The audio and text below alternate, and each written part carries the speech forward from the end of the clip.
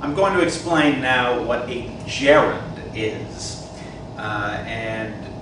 Very simply, what a gerund is the ing form of a verb when it is functioning as a noun.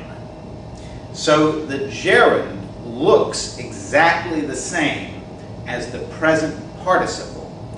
Now, the present participle, just for review, I've written a sentence here that contains two present participles. The laughing man is bothering me.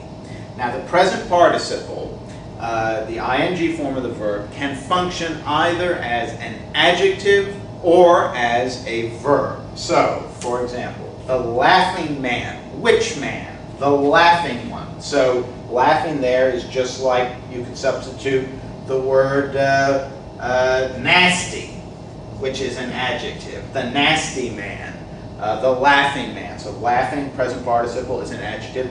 And he is bothering me. What is he doing? He is bothering me. The verb here is two words long. It consists of the auxiliary verb is and the present participle bothering. So there it is. There's the present participle in its two possible functions, as an adjective and as a verb. Now, the gerund looks exactly like the present participle. So, for example, we take this this sentence: walking helps your breathing. All right.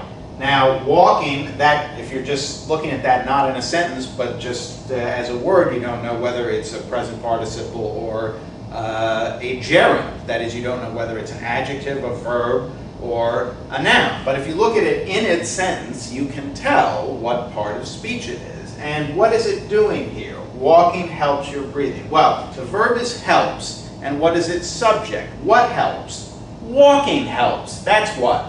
So walking is functioning as the subject, and that makes it a noun. So walking is a gerund, and it helps your breathing. Now, breathing, again, what kind of word could you substitute for breathing? You see, it's preceded by a possessive pronoun here, which is something that comes in front of a noun. Your car, your bank account, your breathing.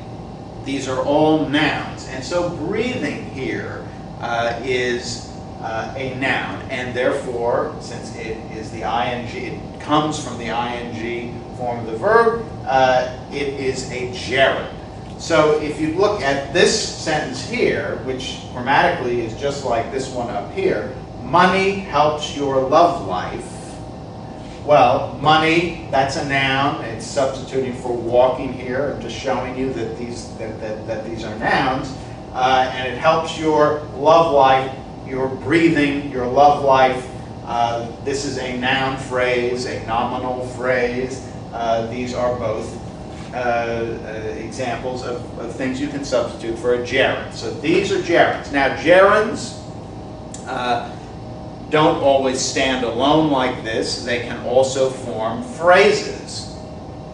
So, for example, because these things are like verbs in a lot of ways, they can have direct objects just as verbs do. So, for example, walking your dog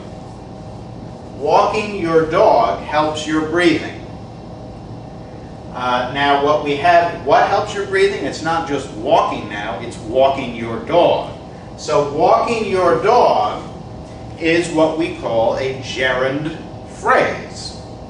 That is, the whole phrase functions as if it were one word with an identifiable part of speech.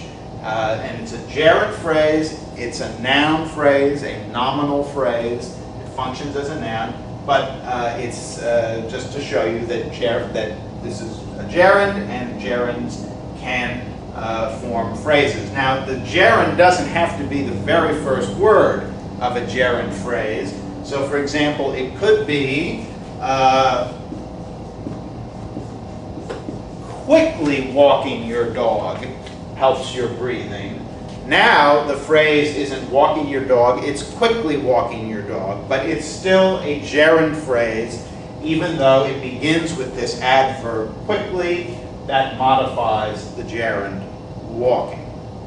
So to sum up, a gerund is the ing form of a verb when it's functioning as a noun.